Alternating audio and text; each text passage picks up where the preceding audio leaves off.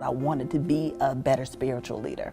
I wanted to be able to do more than to tell people to simply pray or to simply fast. I wanted to pick up some practical skills that could really provide holistic support for people.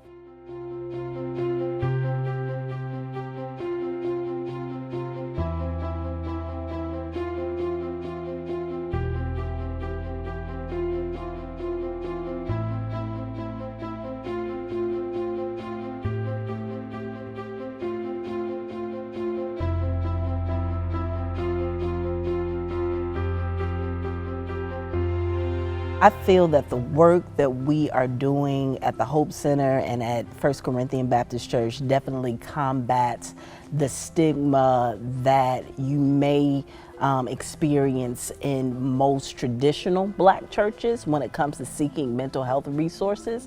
Some traditionalists may say that, why do you need therapy? If you have God, if you know Jesus, then that's enough. If you have a prayer life, then that's enough. We believe that every time that we open our doors up at the Hope Center, we are minimizing the stigma around seeking mental health resources.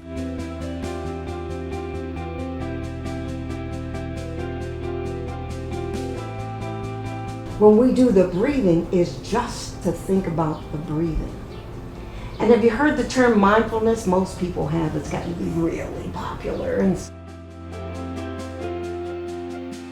one of the things that people say all the time who receive our services is that it makes a difference for them when they're able to get support from people who look like them, who understand culturally what they may be experiencing, what the burden has been, what the barriers to mental health access and health care have been, to be able to companion with them to help them live thriving lives.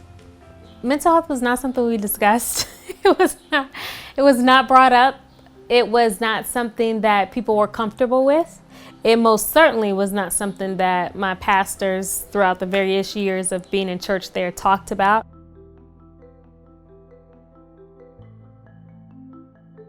About 5 years ago, we started noticing something was kind of off with my younger brother, the one who's directly under me. We knew that he started drinking and smoking cigarettes very young, which was not something that he was particularly exposed to. He would have episodes of psychosis, but we didn't know because he would use alcohol to cope with his psychosis. We later learned that he was diagnosed with the vulnerability of schizophrenia and bipolar depression.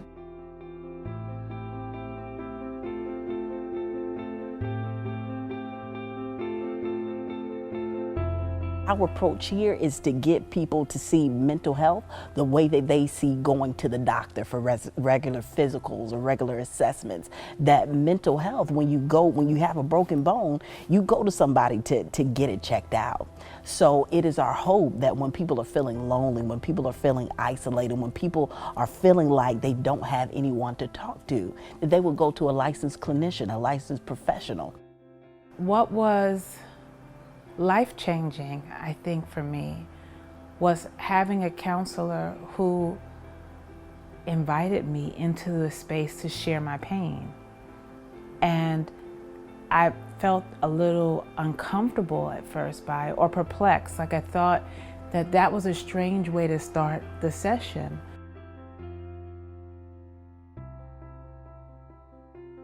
She did not shy away from allowing me to speak about the heavy weight of what I was carrying, and she helped me to process it in ways that I had not been able to do up until that moment.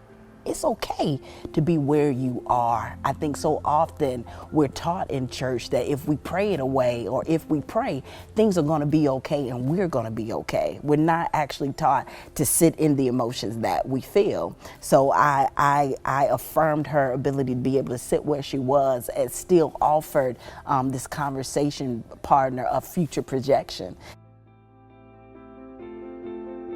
I have just a dream and a vision for seeing Black folks going to therapy, Black people of faith going to therapy and getting help and having conversations, sitting down on the lunch date and say, girl, you know what my therapist said? And you know, like we talk about what we baking and what we cooking after church for Sunday's dinner. I want to see people having conversations about breaking family structures and ties that are unhealthy.